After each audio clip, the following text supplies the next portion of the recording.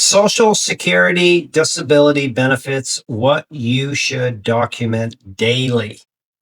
For those of you trying to get your benefits, and especially those of you approved, this is solid income insurance that will separate you from everybody else out there and make it easier for you to get your benefits and to keep them. Here we go. Brian Terriam from the Disability Digest. And you might be listening to this and saying, oh my God, I got to do something every day. I don't feel well. I've got so many other concerns out there. We don't have to, but I'm just saying this is what will help you protect your income. So that's my point. And if you look at it, the average disability benefit package is $447,000 over the lifetime of benefits. Not my figures. Charles Hall on his blog, he reports it. So it's of value, I would think, for you. So I'm going to go through 10 different categories that you should be journaling, and then I'll give you the direction as to what to do with these daily journal entries when I'm done at the end of this. So and this, some or all of these may apply to you. Hopefully they all don't because they kind of cover different conditions. So the first one is if you have physical limitations like a degenerative disc disease, how long can you sit or stand? Just checking my notes here and put it in minutes. If you can stand for 15 minutes, great. Maybe at your last doctor's appointment, it was 18 and now it's 15. But whatever it is, make sure it's documented. Same thing with sitting. And the same thing with walking. And you want to use precise measurements. If you can walk 25 steps at Walmart unassisted, then that's what you want to put. Stairs. Can you climb stairs? If so, how many? 5, 7, 10.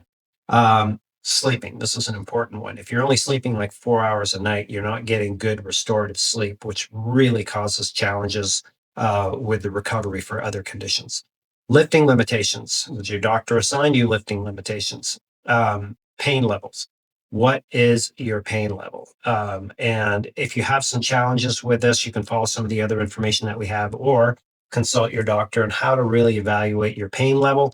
There are people out there, especially veterans, that don't properly report their pain level because they're used to playing hurt. This is really helpful for your Social Security disability benefits. Fatigue and energy. If you look at your day, like what it used to be like compared to now, like how much energy do you have? There's a whole spoon theory that we have covered about how many spoons you had when you were an able-bodied person versus how many that you have now. Being able to clearly understand that and communicate that is a known language for most in the treatment world. If you use that theory, and if they don't know about it, you can help them understand it because it's everywhere. We've covered as well as I mentioned. Your mental clarity. An example of that would be if somebody gave you 10 things to go to the store and get, how many are you going to come back with? Are you going to come back with 2? And are they going to be 2 that were on the list? That type of mental clarity, your ability to remember repetitive tasks and your cognitive ability.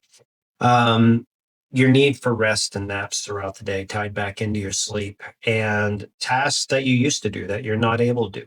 Are there things that are falling off your to-do list? So if you use this as your general framework for a starting point for journaling, then that will be helpful for you. There's many others because there's so many different conditions and how they influence your ability, but I'm in hopes that this will give you just the general mindset to get started. Okay, last thing I want to cover with you is what to do with this information. Is when you go into your doctor, you want to bring in a list. And this, you can bring in a list to every visit to every doctor, listing your limitations. And the purpose of this is twofold. You want to say, Doc, you're treating me. These are my limitations. I hope to get better. Getting better doesn't necessarily mean you could go back to work. Perhaps you could, but being able to, go from lifting 10 pounds to 12 pounds is not necessarily going to mean that you could return to work, but you're getting better. So it's holding the doctor accountable and reminding them. Second thing is making sure this information gets into your medical records from every visit. And the reason why you want to have that happen is for getting your benefits approved and for keeping them. This is the most important point.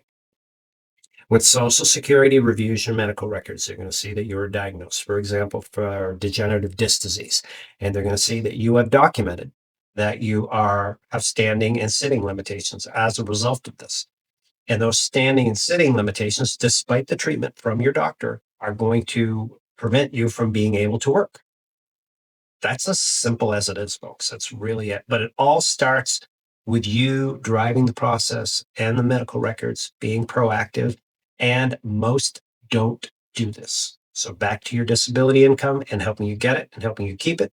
Make the extra effort, make it a habit in your daily life, and look at it as, yes, this may be a way to help me get better, but also it's going to help me secure my benefits. Stay tuned for more. Look around this video for resources that we provide you from the Disability Digest that will help you out. Make it a great day.